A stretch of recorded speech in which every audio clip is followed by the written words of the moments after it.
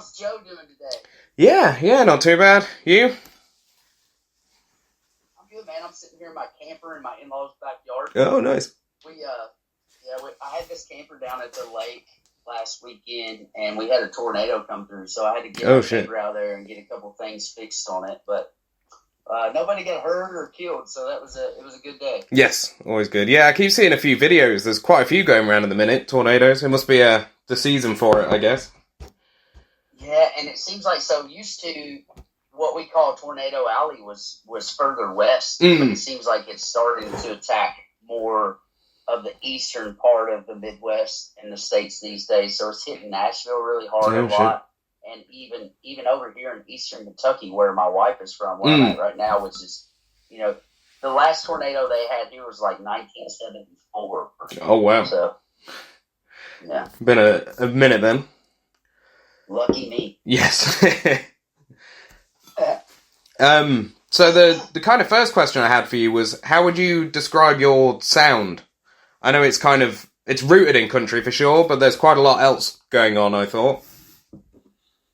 With Damascus, I was dead set on not having a specific sound. I just wanted to create a record that was very diverse, and each song was recorded in a way that, just catered to the song and the lyrical content as much as possible.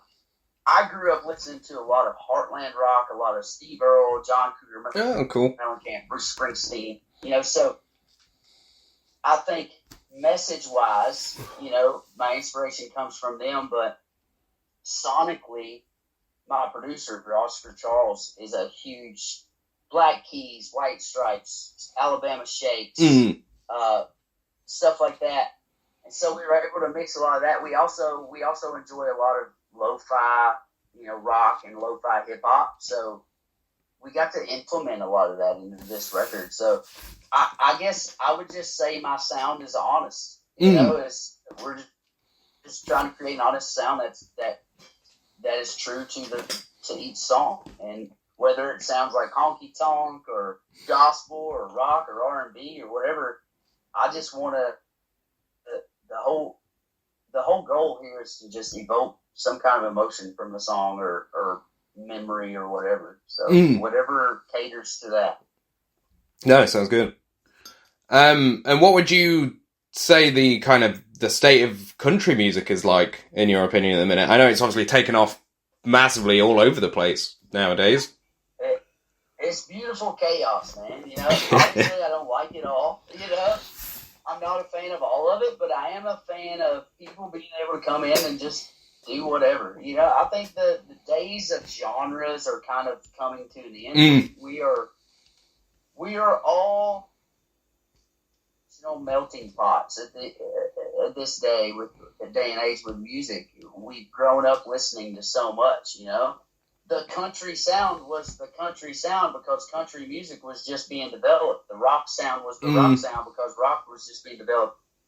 Hip-hop, R&B, all the same. So now a lot of people in my generation and younger, we've been listening to all of this stuff, and we come from so many different places in the world at this point that there's so much to draw from. So you can have Zach Bryan on one side of the fence and Shabuzi on the other, Yeah, exactly.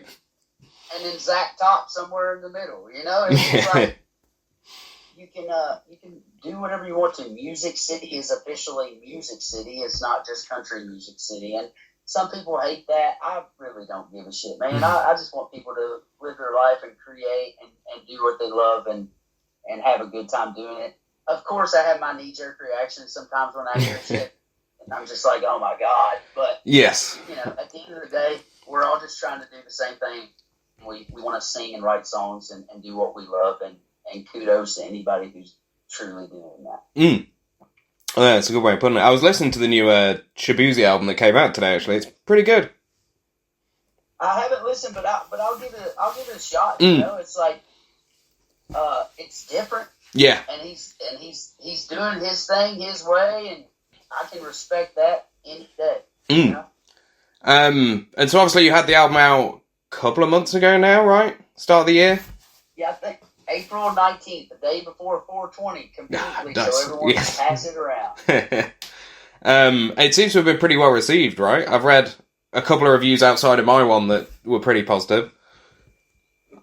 I feel like it's been much better received than my original record, Backslider. Backslider, I'm very proud of that record, but it was very bright-eyed and bushy-tailed, and, life was going really good when I was making that record, and with Damascus, life was going much more normal, I think,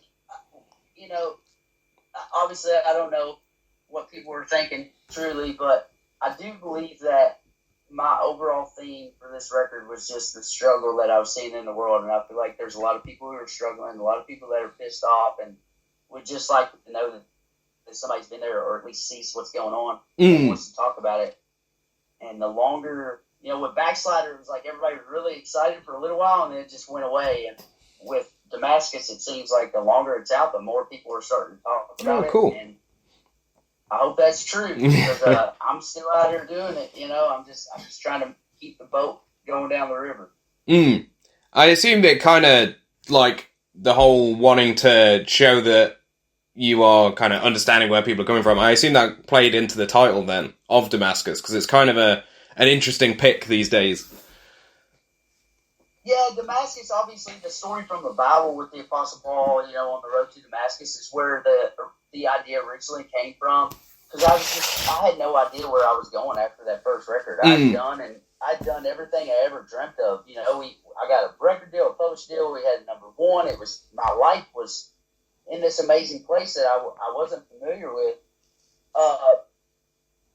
But with Damascus, also we started writing for it, and the first two songs we wrote for it were Baptized and Forgotten Man, which are very, different ideas and different sounding songs. One being very influenced by like Mac Miller and, how do you say it? Ogier. Oh, yeah. And then like one being very influenced by The Who and Bruce Springsteen and Steve Earle. And I was like, how in the world did I put all of this on the same record? And so the idea of Damascus Steel came to me, where, you've probably seen like the kitchen knives that are made out of Damascus steel. They got all these black lines in them.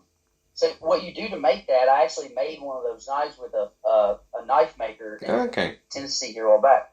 You take all these different types of steel and you throw them in the forge together and you beat it together, and all those black lines are different layers of different types of metal. But it creates a really strong metal and a really beautiful knife blade. And so I was like, well, what if I just approach this project like I'm making a knife, and I'll listen to as much Mac Miller and as much Johnny Cash and as much Foo Fighters, Nipsey Hussle, and Alabama Shakes as I can, and I'll use that as my metal, and I'll throw it all in the forge together, the inspirational forge, if you will, and create a Damascus knife, and just hope that it cuts deep. No, that's cool. That was the plan. Yes. I feel like it came together, Yeah, I'd say so, for sure. And what was it like? Obviously, so you had a couple of features on the album with Little Big Town and Jenna, whatever, McClellan, yeah. What was it like to kind of work with those two artists? So Jenna McClellan actually is an old friend of mine who is probably the most amazing female vocalist I've ever heard sing in my life. She could do things with her voice that are just incredible. She lives down in Alabama, and she's doing the bar scene and putting her own music out. But she also played on the road with me singing background vocals for about a year. Oh, cool. And so I had her. I was in Alabama when we recorded Jonesin'. Actually, we recorded it in a beach house on the beach down there on a writer's retreat. Yeah, that's it. And so I called her because she was like an hour away. Her house was like an hour away from where we were at. And I called her and asked her to come sing on it. She did. And said, hell yeah. And then with Little Big Town, that day that we wrote that song, I had listened to Boondocks on my way to this writer's retreat. And so I had it in my head. And then we wrote that song. And while we were writing the song, we were drinking pretty heavy. And I got a little drunk, and I looked up at the guys I was writing with. I said, hey, I'm gonna have Little Big Town sing on this song with me. We're gonna record it, and Little Big Town's gonna sing. And they all just looked at me and laughed. I was like, okay, buddy. Well, when we got done, I went on Instagram and I sent Karen Fairchild a video of us just jamming the song. And I was like, hey, I listened to Boondocks today. Thanks for the inspiration. And then about 20 minutes later, I had a couple more shots, and I went back, sent her a message, and I was like, fuck that. What I actually mean is, if you write this, it would be really cool if you guys sing on it with me. And the next morning, I woke up to a message from her saying, we love it, let's do it. And That's cool. Came in, and they're so awesome to work with, and they're such good people, and like they have not forgot where they come from. They're just truly amazing people, so sweet, and they worked very hard to make sure that, you know, the song got what it needed, and that we ran out of time because they were working so hard on making sure the background vocals were good. That I didn't get to feature them on like a main part. We ran out of time in the studio. But it all came together really well. I love the contrast of their, you know, smooth, beautiful harmonies with whatever the hell this raspy thing I've got going on is. You know, it kind of worked out really cool together. Yeah, it's definitely a great song. You know, real highlight of the album, I'd say for sure. Thank you, I appreciate that. You know, when we were writing that song, I wasn't really feeling it at first, and then my buddy Adam Wood, he was like, hey, what if we did this right here? And he grabs his guitar and he goes, I'm tired of coming in last, yeah.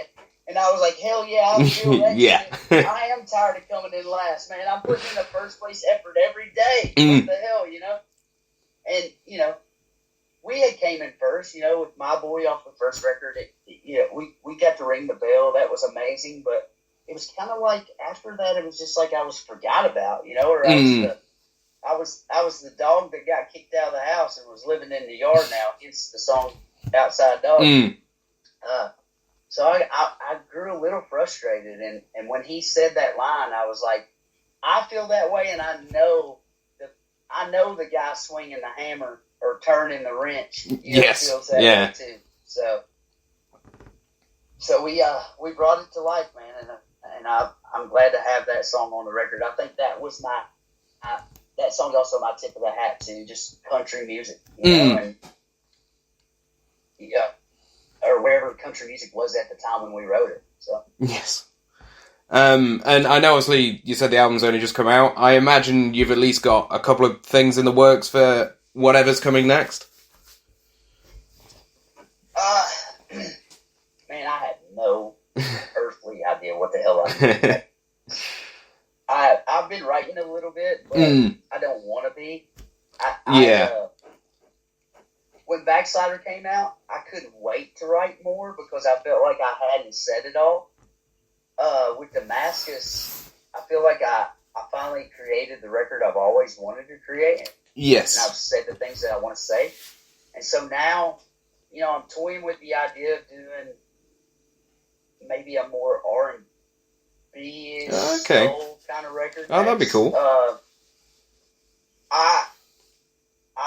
I'm never going to try to put the same record out twice. I just, you know, I don't want to do that. I just want to explore all the different things in music that have inspired me. And one thing that I'm not really great at is writing love songs. And so I'm interested in like trying to approach that a little more with the next project. Okay. I'm lost right now. I don't really know what to do.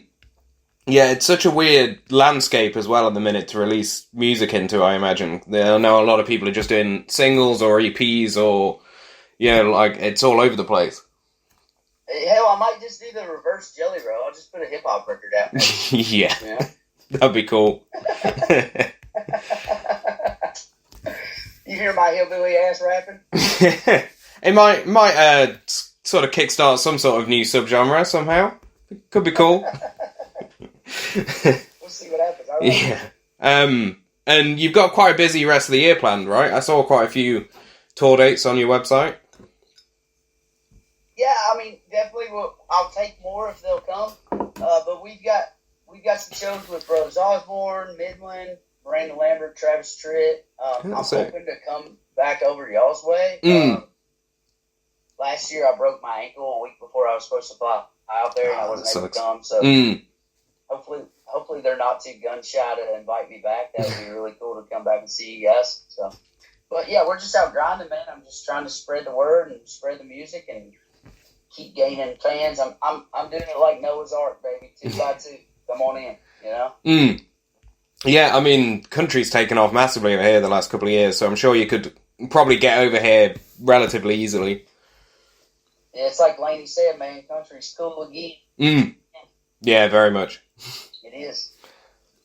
It's pretty wild to see, you know, people putting out country songs and them, you know, being the top, you know, 10 or number 1 on Billboard release day and all that stuff. That's, you know, that's something that hip hop has had a strong hold on for a lot of years, and it's turning towards country these days. Whatever country is, I mean, like we were talking about earlier, it's pretty much whatever the hell you want to do at this point. Yeah, true. And then it kind of leads into a lighter last question. Do you have a dream tour lineup you'd want to be a part of? You know, Eric Church has always been a huge influence of mine. I would love to get out. I feel like his crowd would understand what we're going for. I would love to go out and play with him. I love the Brothers Osborne. I love and respect Hardy. There's a lot of them out there. Jelly Roll and his message, and the people that are coming to his shows, I feel like I relate with. That there's not any. I guess there's not any one particular. I would just really love to see somebody out there that's doing really well. You know, latch on to what we're doing and invite us to come out with them. You know, I've got a lot of respect for a lot of artists out there, and would love to see them give us a chance to come out and play for their folks. Yeah, I think you'd fit really well with, like you say, someone like Jelly Roll or Hardy or something like that that's got a bit more of like a modern country kind of sound almost.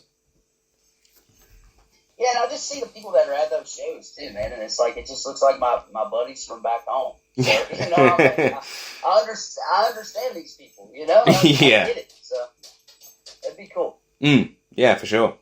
And fingers crossed you can make it out here then at some point. Probably next year, I imagine, right? Yeah, probably in the spring. If we're able to come at all, it would be in the spring of next year. I mean, if they called me tomorrow and asked me to come this fall, I'll be there. Yeah. Just put me on a plane. I won't do any jiu-jitsu the week before my flight this time. That's what happened last time. Oh, God. I was doing jiu-jitsu and broke my ankle and had to call all my guys in the band and be like, sorry, you're not going to the UK. Yeah.